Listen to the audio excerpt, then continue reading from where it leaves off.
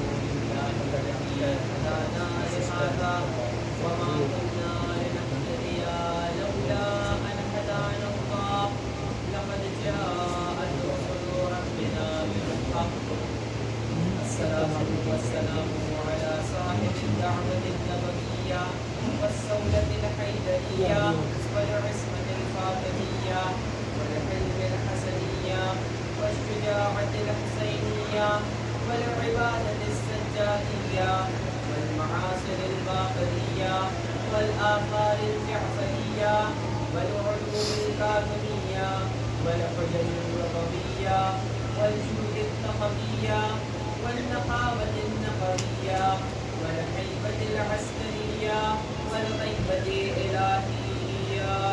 اللهم صل على محمد وآل محمد.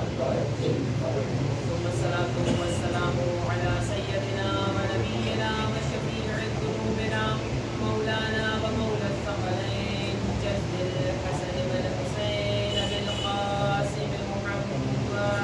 اللهم صل على محمد وآل محمد وعلى أبيه الطيبين الطاهرين المعصومين المذكورين ولعنة الله على أعدائهم أجمعين.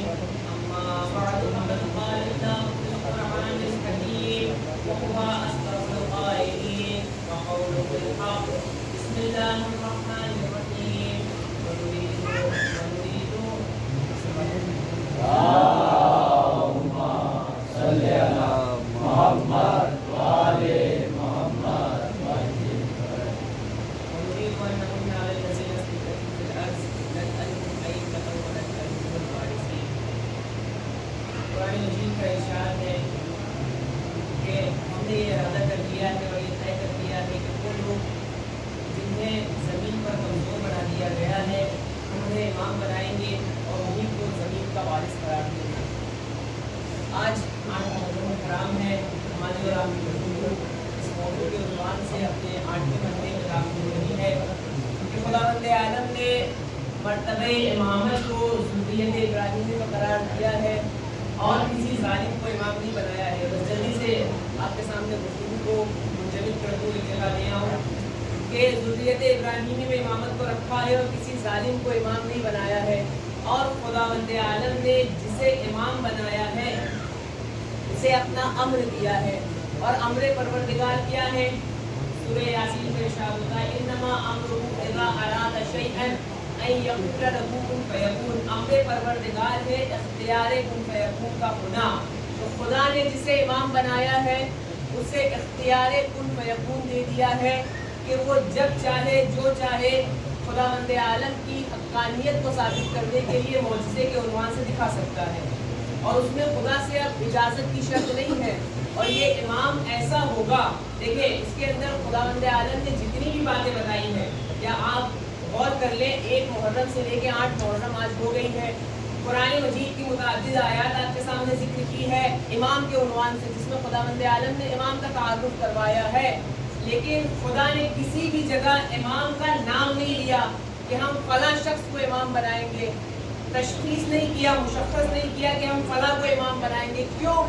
ہر جگہ خداوند عالم نے دیکھے جناب ابراہیم نے جب دعا مانگی تو کہا پالنے خداوند عالم نے کہا تمہیں امام بنائیں گے، کہا میری ذریت کو دینا. تو خداوند عالم نے پہلی شرط لگا دی لا ینال عہد الظالمین. ظالموں تک نہیں پہنچے گا. آپ دیکھیں یہاں پہ شرائط امامت بیان ہو رہے ہیں.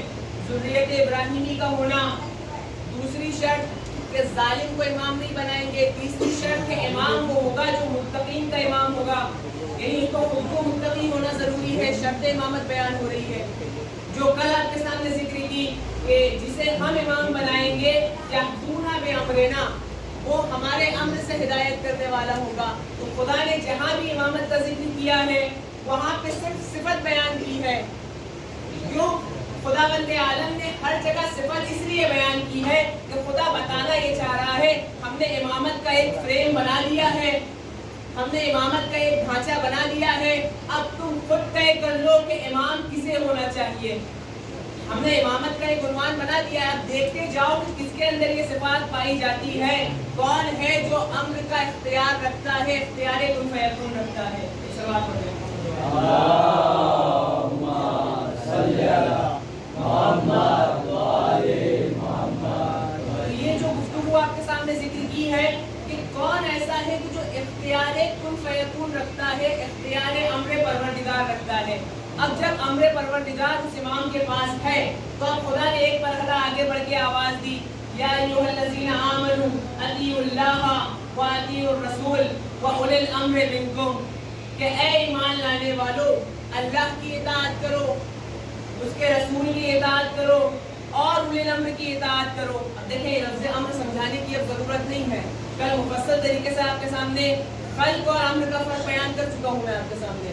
تو اب امر کو زیادہ وضاحت کی ضرورت نہیں ہے. خدا کیا کہہ رہا ہے, اے ایمان لانے والو. اب یہاں مخاطب مسلمان نہیں ہے, مشرکین نہیں ہے, بلکہ خدا کہہ رہا ہے اے مومنو.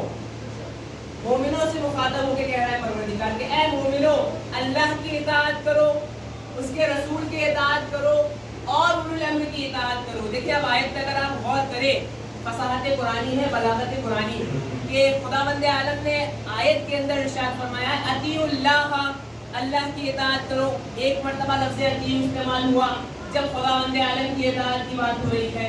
پھر آگے بڑھی آیت, کیا کہا, وَأَطِیعُوا الرَّسُولَ, اور اس کے رسول کی اطاعت کرو. دوسرا اطیعوا استعمال ہوا. اب جب آیت آگے بڑھی ہے تو اب تیسری مرتبہ لفظ اطیعوا استعمال نہیں ہوا ہے کہ خدا نے آگے بڑھ کے کہا ہو کہ وَأَطِیعُوا أُولِي الْأَمْرِ, کہ اولی الامر کی اطاعت کرو. نہیں, اس کے اندر ایک مرتبہ لفظ اطیعوا اللہ کے لیے استعمال ہوا ہے, دوسری مرتبہ لفظ اطیعوا رسول کے لیے استعمال ہوا ہے, اور اسی اطیعوا میں اولی الامر بھی شامل ہے. دیکھیں اللہ نے جو اپنے لیے لفظ اطیعوا استعمال کیا ہے تو اللہ کی اطاعت کی شان الگ ہے, رسول کے لیے لفظ اطیعوا استعمال کیا ہے تو رسول کی اطاعت کی شان الگ ہے. اللہ کی اطاعت کی شان یہ ہے کہ اللہ کو سجدہ کرنا ہے, رسول کی اطاعت کی شان یہ ہے کہ رسول کی فرما برداری کرنا ہے. تو دونوں اطیعوا کے اندر ایک بنیادی فرق پایا جا رہا ہے. اللہ کے لیے جب لفظ اطیعوا استعمال ہو رہا ہے تو اللہ کا سجدہ کرنا واجب ہے, لیکن اگر رسول کو کوئی سجدہ کرے تو یہ حرام ہے. دونوں اطیعوا کا فرق دیکھیں, اللہ کا سجدہ کرنا واجب ہے, رسول کا سجدہ کرنا حرام ہے. ہم نماز میں یہ کہہ سکتے ہیں سبحان ربی الاعلی و بحمدہ, کہ اللہ کی حمد ہم کر سکتے ہیں, لیکن ہم نماز میں یہ نہیں کہتے سبحان ربی الاعلی سبحان ربی الرسول, کہ ہم تسبیح کرتے ہیں رسول کی, کہ ہم نہیں کہہ سکتے, کیونکہ دونوں اطیعوا کے اندر فرق ہے. تو اب یہ بلاغت قرآنی ہر بچہ سمجھ سکتا ہے کہ خداوند عالم نے 2 بار لفظ اطیعوا استعمال کیا ہے اور اطاعتیں 3 بیان کی ہے. ایک خود کی اطاعت, دوسری رسول کی اطاعت, تیسری اولی الامر کی اطاعت. اپنی اطاعت کو اس لیے الگ کر دیا کہ اطاعت پروردگار سے مراد ہے عبادت خداوندی, لیکن اطاعت رسول سے مراد ہے فرما برداری رسول. لیکن یہاں ایک مرتبہ لفظ اطیعوا استعمال کیا.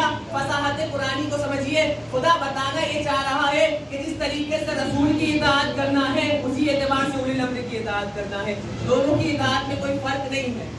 سلام پڑھیں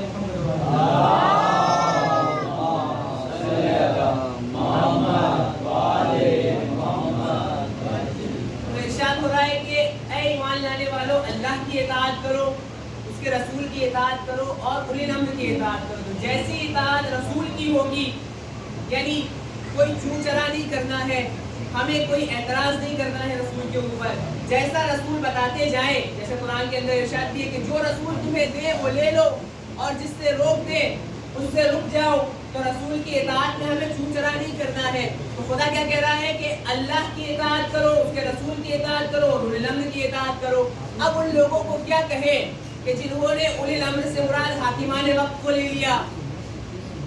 اگر ہم مراد لے لیں حاکمان وقت کو اولی الامر سے, تو حاکم وقت کے خلاف ریلی نکالنا, مورچہ نکالنا, اس کے حکم کی نافرمانی کرنا حرام ہو جائے گا. اس کے خلاف کچھ بھی بولنا کفر ہو جائے گا. کیوں؟ اس لیے کیونکہ رسول کے سامنے کچھ بھی بولنا کفر ہے. قرآن کہہ رہا ہے کہ اللہ کی اطاعت کرو, رسول کی اطاعت کرو. تو جیسی اطاعت رسول کی ہوگی ویسی ہی اطاعت اولی الامر کی ہوگی. اب اگر اولی الامر سے مراد حاکمان وقت لے لیے جائیں تو حاکمان وقت کے خلاف چھو چرا کرنا حرام ہو جائے گا, کفر ہو جائے گا. کیوں؟ اس لیے کیونکہ رسول کے خلاف کوئی بھی آواز نکالنا, رسول کے حکم کی نافرمانی کرنا حرام ہے. لیکن ایسا نہیں ہے. کیوں؟ اس لیے کیونکہ کئی حاکمان وقت ہم نے ایسے دیکھے ہیں کہ جو رسول کی منبر پہ آئے ہیں, رسول کی مسند پہ بیٹھے ہیں, لیکن اسے علم نہیں ہے. وہ ہر موقع پہ کہتا ہوا نظر آ رہا ہے کہ لولا علی, کہ علی نہ ہوتے تو ہم ہلاک ہو جاتے. تو حاکمان وقت کے خلاف اگر حاکمان وقت کو مراد لے لیا جائے تو ان کے خلاف کچھ بھی کہنا حرام ہو جائے گا. لیکن نہیں. اب آئے رسول سے پوچھتے ہیں کہ اولی الامر ہونا کیسا چاہیے, اولی الامر کی پہچان کیا ہونا چاہیے, ہم کیسے منتخب کریں, ہم کیسے پہچانیں کہ اولی الامر ہے کون. تو آئے رسول خدا ہی سے دیکھتے ہیں, رسول خدا کو دیکھتے جائیے, اولی الامر کا معیار بناتے جائیے. رسول خدا کی ذات کیسی ذات ہے؟ رسول کی ذات وہ ذات ہے کہ جو زمین پہ بیٹھ کے آسمان کے چاند کی طرف اشارہ کر رہا ہے تو دو ٹکڑے ہوتا ہوا نظر آ رہا ہے. رسول کی ذات وہ ذات ہے جو اندھے کنویں کے اندر لعاب دہن ڈال رہا ہے تو پانی سے بھرتا ہوا نظر آ رہا ہے. رسول کی ذات وہ ذات ہے کہ جس کے ہاتھ پہ کنکڑی آ جا رہی ہے تو کلمہ پڑھتے ہوئے نظر آ رہی ہے. رسول کی ذات وہ ذات ہے کہ جو درخت کو اشارہ کر دے تو درخت چلتا ہوا نظر آ جائے. تو رسول کی ذات کیسی ہے؟ اختیار کن فیکون کی ذات ہے. تو اب اولی الامر کو بھی ایسا ہی ہونا چاہیے کہ اس کے پاس بھی اختیار کن فیکون ہو, یعنی جو اختیار پیغمبر کے پاس ہو وہی اختیار اولی الامر کے پاس ہو. اب آئیے, اگر اولی الامر کے معیار کو سمجھنا ہے تو کبھی سورج کو گواہ بنائیے اور اس سے پوچھئے کہ تجھے پلٹانے والا کون تھا. اس سے پوچھئے تو کس کے حکم میں پلٹا, کسی صحابی کے حکم میں پلٹا نہیں. اگر سورج پلٹا ہے تو یا تو مصطفیٰ کے حکم میں پلٹا ہے یا مرتضیٰ کے حکم میں پلٹا ہے.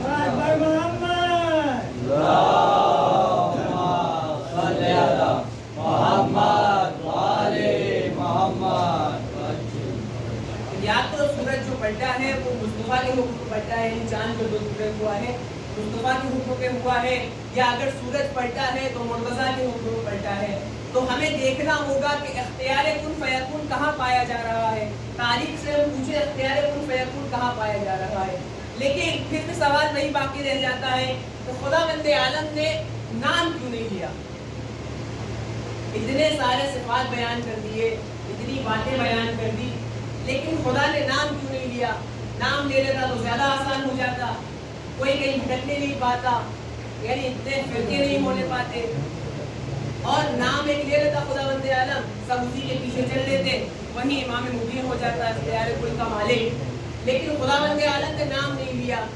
جبکہ اگر آپ رویش قرآن دیکھیں تو رویش قرآن میں آپ کو ملے گا خداوند عالم نے جن کے واقعات گزر گئے ہیں قرآن مجید کے نازل ہونے سے پہلے, ان کے سب کے نام لیے ہیں. لیکن جب قرآن مجید نازل ہوا ہے تو قرآن نے اپنے زمانے کے لوگوں کا اور اپنے آنے والے, اپنے بعد آنے والے لوگوں کا نام نہیں لیا ہے بلکہ صفات بیان کیے ہیں. قرآن مجید نے گزشتہ میں کیسے جناب موسیٰ کا نام لیا ہے تو فرعون کا بھی نام لیا ہے, یعنی جہاں حق کا نام لیا ہے وہاں باطل کا بھی نام لیا ہے. جناب ابراہیم کا نام لیا ہے تو نمرود کا نام بھی لیا ہے. یعنی گزشتہ کے جتنے بھی لوگ تھے, چاہے وہ حق پہ ہو چاہے وہ باطل پہ ہو, قرآن مجید نے ان کا نام لیا ہے. لیکن جب پیغمبر اکرم کا زمانہ آیا تو اب قرآن مجید نام نہیں لے رہا. اچھا, گزشتہ کے افراد کا نام خداوند عالم نے لیا کیوں؟ تو اس کی ایک بنیادی وجہ, جو آسان وجہ ہے, وہ یہ ہے کہ جو گزر چکا وہ گزر چکا, جو ہو گیا وہ ہو گیا, اب اسے کوئی بدل نہیں سکتا. اسے کوئی کچھ تبدیل نہیں کر سکتا. آپ بات چھپانا چاہیں گے کوئی اور بتا دے گا. یعنی جو چیز گزر گئی اس کا آپ کو کوئی نہ کوئی شاہد, کوئی نہ کوئی گواہ ضرور مل جائے گا. لیکن اب پیغمبر کے زمانے میں خداوند عالم نے کسی کا نام نہیں لیا, نہ کافروں کا نام لیا, نہ منافقوں کا نام لیا. مشرکوں میں ایک سورہ ہے ابو لہب, وہ بھی اس کا نام نہیں, یہ کنیت ہے. ابو لہب اس کا نام نہیں, یہ کنیت ہے. تو خداوند عالم نے کسی کا نام نہیں لیا, بلکہ ہر جگہ جہاں بیان کیا وہاں صفات بیان کی. سورہ کافرون, یا ایھا الکافرون, کافروں کا نام نہیں لیا بلکہ کہہ دیا سارے کافر. یا سورہ منافقون, یہاں پہ کسی منافق کا اللہ نے نام نہیں لیا بلکہ کیا کہا, منافقون, سارے منافق. تو اللہ کی روش سمجھ میں آ گئی. خداوند عالم نے گزشتہ کے سب کے نام لیے, آنے والے کسی کا نام نہیں لیا. اس لیے پروردگار تو نام کیوں نہیں لے رہا ہے؟ تو خداوند عالم اچھا نہیں جواب دے گا, میں نام اس لیے نہیں لے رہا ہوں کیونکہ نام وہ ہے کہ جو چرایا جا سکتا ہے. میں کردار بیان کر رہا ہوں کیونکہ کردار چرایا نہیں جاتا. صلوات پڑھیں محمد والے. صلی علی محمد وعلی محمد. خداوند عالم نے گزشتہ میں سب کے نام لیے, چاہے وہ حق والا ہو چاہے باطل والا ہو. جب بھی کسی کا قصہ بیان کیا, کسی کی کہانی کو بیان کیا, اس کا واقعہ بیان کیا, اس کا واقعے کو نقل کیا, تو جیسے جناب موسیٰ کا نام لیا تو فرعون کا نام لیا, جناب ابراہیم کا نام لیا تو نمرود کا نام لیا. لیکن خداوند عالم نے رسول خدا کے زمانے کے بعد کسی کا نام نہیں لیا. کیوں؟ اس لیے کیونکہ نام چرایا جا سکتا ہے کہ یہ صفات خدا کہہ دیتا کہ ہم علی کو بنانے والے ہیں, تو 10 لوگ کھڑے ہو جاتے اپنا نام علی رکھ کے کہ خدا نے ہمیں بنایا ہے. لیکن خدا نے کردار بیان کر دیا کہ اب کردار دیکھتے چلے جاؤ اور راہ مستقیم پہ چلتے چلے جاؤ. اب ایک اور مرحلہ آگے بڑھا, پھر کیا خداوند عالم نے آیت میں پھر ارشاد فرمایا, انما ولیکم اللہ ورسولہ والذین آمنوا الذین یقیمون الصلاۃ ویؤتون الزکاۃ وهم راکعون, کہ بے شک تمہارا ولی اللہ ہے, ورسولہ, اور اس کا رسول تمہارا ولی ہے. یا لفظ بدل دوں کہ اللہ تمہارا مولا ہے, ورسولہ, اور اس کا رسول تمہارا مولا ہے. والذین آمنوا الذین یقیمون الصلاۃ ویؤتون الزکاۃ وهم راکعون. خداوند عالم نے پہلے مرحلے میں اپنا نام لیا ہے کیونکہ اللہ کا نام کوئی اور لے نہیں سکتا, اپنے لیے مخصوص نہیں کر سکتا, کیونکہ لفظ اللہ جل جلالہ کے لیے مختص ہے, یعنی اس کے لیے مخصوص ہے. اس کے علاوہ کوئی یہ نام رکھ نہیں سکتا. پھر کیا کہا کہ تمہارا مولا وہ ہے جو رسول ہے.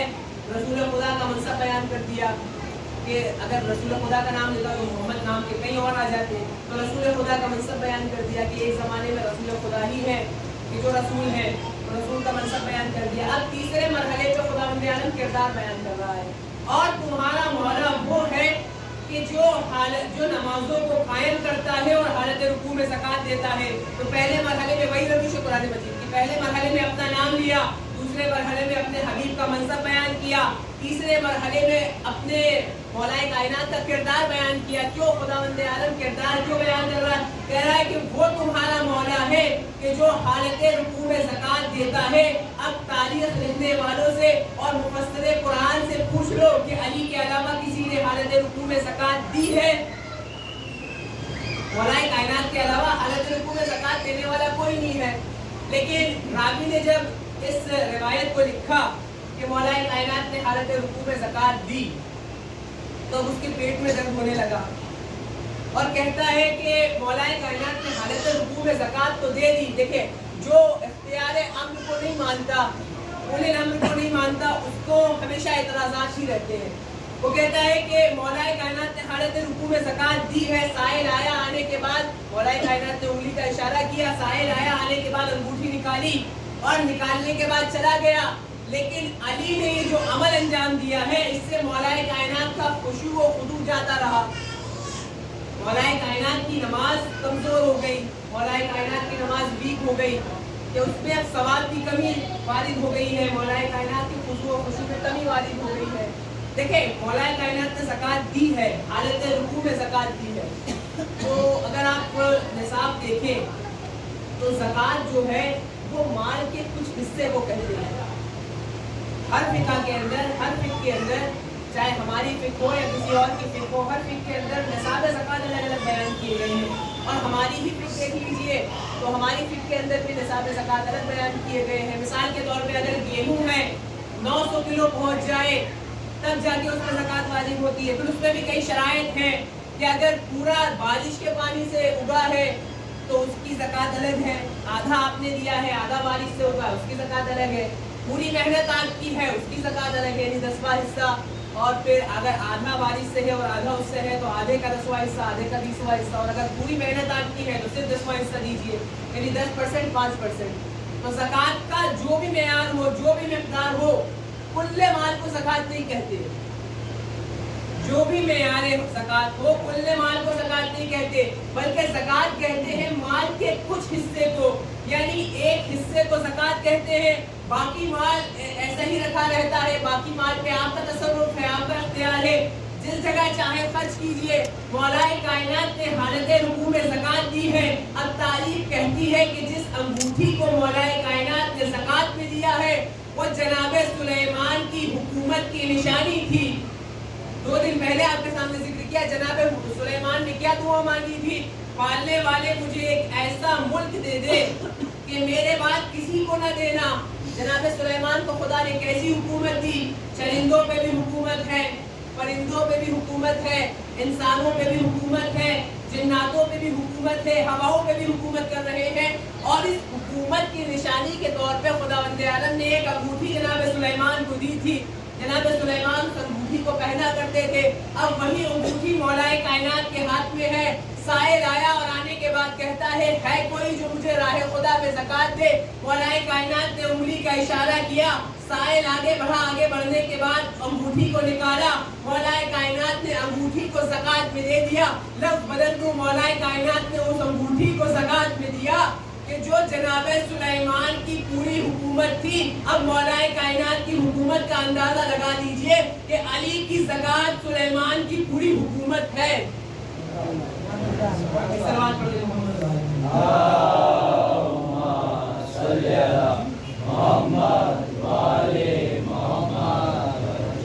تو مولا کائنات کی زکوٰۃ جناب سلیمان کی پوری حکومت ہے جس کو مولا کائنات نے زکوٰۃ دیا ہے. لیکن سوال وہی باقی رہ گیا کہ مولا کائنات کا خشوع و خضوع جاتا رہا. راوی کو جواب نہیں ملا ہے کہ مولا کائنات کی نماز میں اثر ہو گیا، مولا کائنات کے ثواب میں کمی واقع ہو گئی. تو اگر آپ غور کریں تو خشوع و خضوع کہتے ہیں خوف پروردگار کو. یعنی انسان کے دل میں جتنا خوف پروردگار ہوگا اس کی عبادت میں اتنا ہی لطف پیدا ہو جائے گا، اس کی عبادت میں اتنا ہی ثواب بڑھ جائے گا. رسول خدا نے کہا ہے کہ خوف پروردگار ہے خشوع پروردگار. یعنی اگر انسان نماز میں خشوع پروردگار رکھ رہا ہے تو وہ خوف خدا دل میں رکھتا ہے. اب آئے مولا کائنات کا خشوع دیکھ لیتے ہیں تو رسول خدا ہی سے ہے کہ ایک جنگ میں مولا کائنات کو پیر میں تیر لگ گیا اور اس کی انی مولا کائنات کے پیر میں ٹوٹ گئی. جب بھی مولا کائنات کے پیر سے اس انی کو نکالنے کی کوشش کی جاتی تھی مولا کائنات طرف جاتے تھے اور انی نکل نہیں پاتی تھی. لوگ رسول خدا کے پاس آئے اور آنے کے بعد کہتے ہیں یا رسول اللہ علی کے پیر میں انی چبھی ہے، کیسے نکالے؟ تو کہا کہ گھبراؤ مت، پریشان نہ ہو، علی کو نماز پڑھنے دو. علی جب حالت نماز میں ہو تو انی نکال لینا. ہوا یہی، مولا کائنات نماز میں مشغول ہوئے. جیسے ہی نماز شروع ہوئی رسول خدا نے کیا کہا تھا کہ علی نماز میں مشغول ہو، حالت سجدہ میں جائے تو علی کو نکال لینا. ظاہر ہوتی ہے پنڈلی میں لگی ہے مولا کائنات کے. جب انسان سجدے میں جاتا ہے تو اس کی پنڈلیاں ظاہر ہو جاتی ہے. مولا کائنات سجدے میں گئے، علی نکال لی گئی. مولا کائنات کو پتہ بھی نہیں چلا، فرق بھی نہیں پڑا. تو جس علی کے خشوع کا یہ عالم ہے کہ علی پیر سے نکل جائے مولا کو فرق نہ پڑے، تو اب راوی سے پوچھئے کہ ہم تیری بات کو مانے یا زمانے رسول کی صداقت کو مانے؟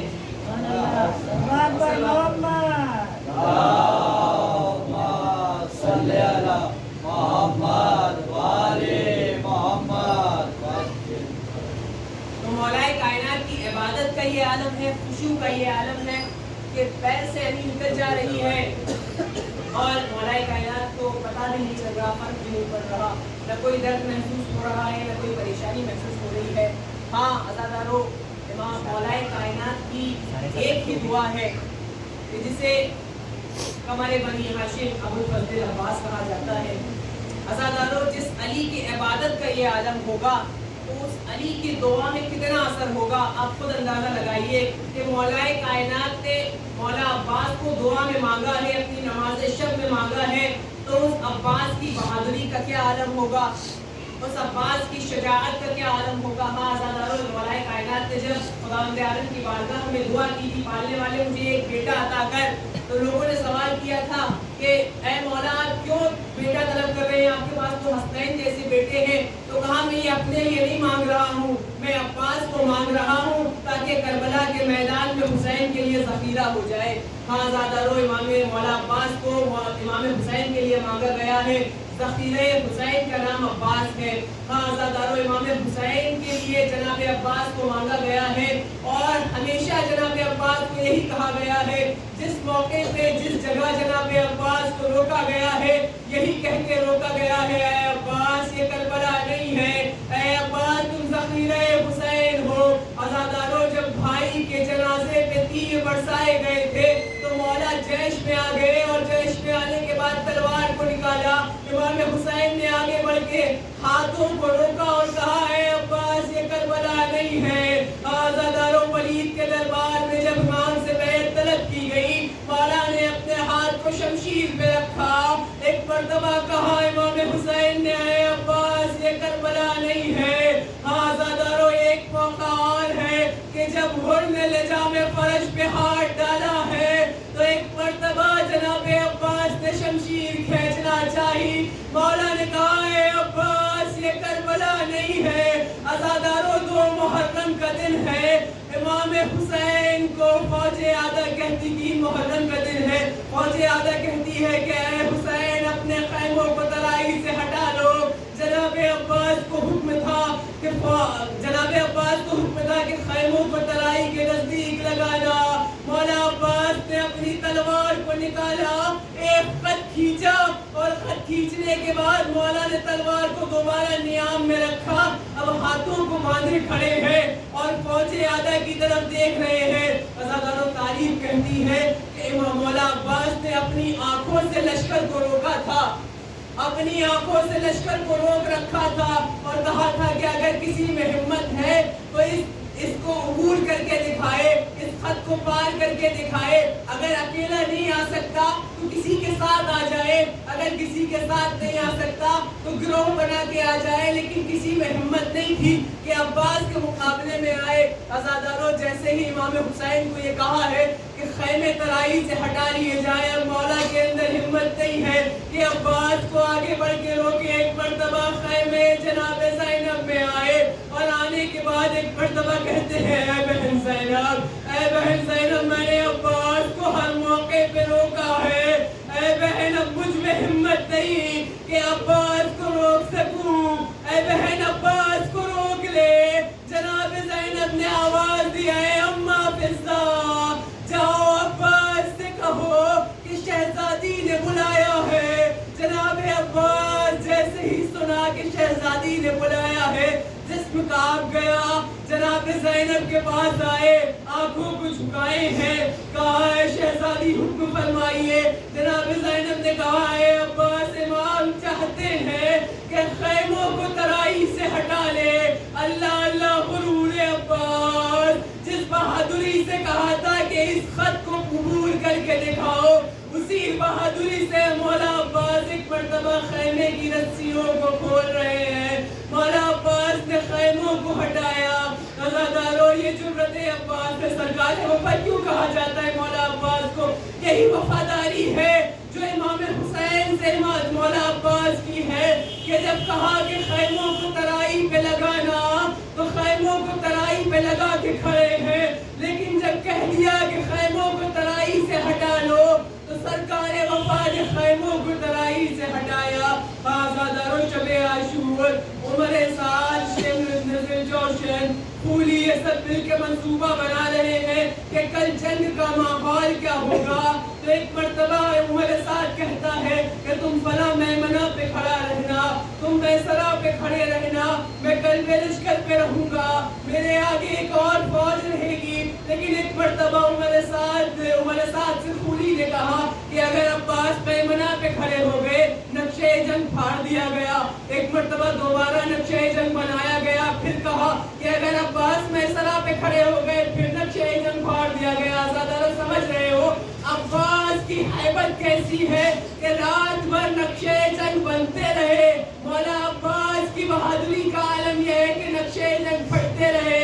एक मर्तबा आखिरी में यह तय पाया कि जिस जगह अब्बास होगा, अब्बास की जुर्रत को देख के यह तय किया जाएगा कि नक्शे जंग कैसा बनाया जाए। आज़ादारों, जब तक खैमे में मौला अब्बास मौजूद है, बीवियों को ढारस है कि हमारा पर्दा सलामत है, बच्चों को ढारस है कि हमारा चचा जिंदा है। लेकिन आज़ादारों, एक वक्त ऐसा भी आया कि मौला अब्बास एक मर्तबा ताब न ला सके। इमाम हुसैन के पास आए और कहते हैं, ऐ मौला, अगर आप मुझे इसमें बिगा नहीं दे रहे हैं तो कम से कम इतनी इजाजत दे दीजिए कि ये जो बच्चे अल-आतश की सदाएं बुलंद कर रहे हैं, इनके लिए पानी की सबील कर दूं। इजाजत मिली।